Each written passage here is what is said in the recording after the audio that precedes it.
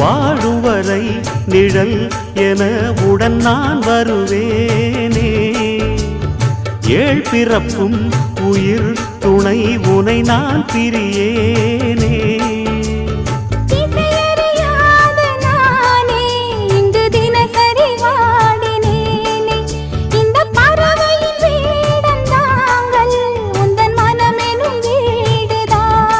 நீண்ட காலம் நேர்ந்த சோகம் நீங்கி போக நானும் தீண்ட யோகம் விளங்கிட. பூமிக்கு ஒரு வாரம் என்று எண்ணி இருந்தேன், பூமுடிக்க யாரும் இன்றி கண்ணி இருந்தேன். சொந்தமின்றி பந்தமின்றி நானும் இருந்தேன்.